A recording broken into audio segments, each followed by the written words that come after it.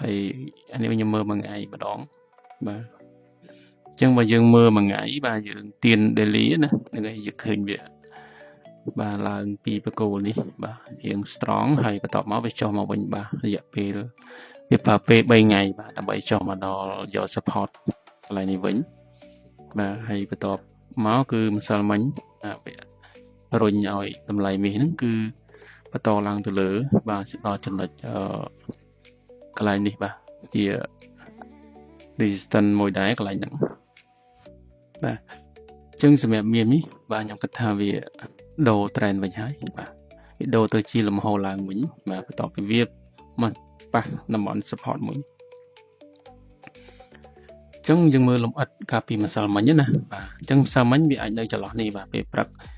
អញ្ចឹងវាចុះមកតិចតួចបាទវាចុះមកតិចតួចមែនតើនេះខ្ញុំឆែកមើលកន្លែងតូចបាទដល់5នាទី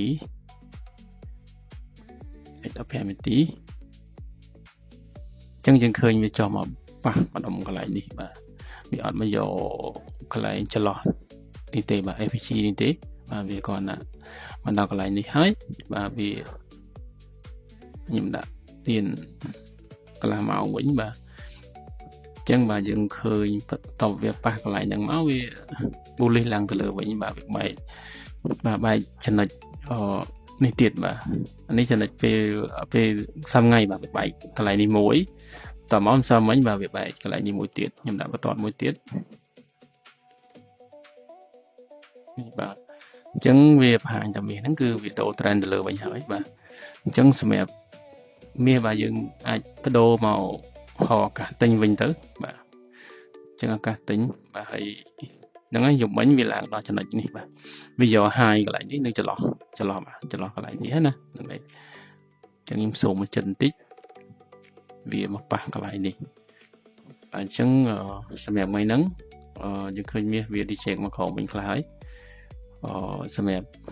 មាសបាទគឺយើងឱកាសទិញបាទអាចនៅក្នុងចន្លោះ0នេះបាទខ្ញុំដាក់ទៀន4ម៉ោងបាទ4ម៉ោងបងប្អូនអាចឱកាសទិញនៅក្នុងចន្លោះហ្នឹងទៅបាទនេះបាទចន្លោះនេះបាទខ្ញុំដាក់0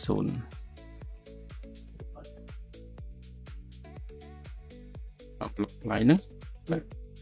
អញ្ចឹងចាំទិញនៅចន្លោះហ្នឹងទៅបាទអាចនៅចន្លោះតម្លៃខ្ទង់4090បាទមក4070បាទ4070អញ្ចឹងចន្លោះ20លេខហ្នឹងបាទ020លេខហ្នឹងអញ្ចឹងកន្លែងហ្នឹងវាបើមកដល់កន្លែងហ្នឹងវាមាន confirm candlestick 1ម៉ោងឬក៏4ម៉ោងបាទ bullish អីយើងអាចរកឱកាសទិញបានព្រោះវាជាចំណុចកន្លែងវា break កាលពីម្សិលមិញហើយវាក៏ជាតំបន់ support បាទយើងថាវាជា support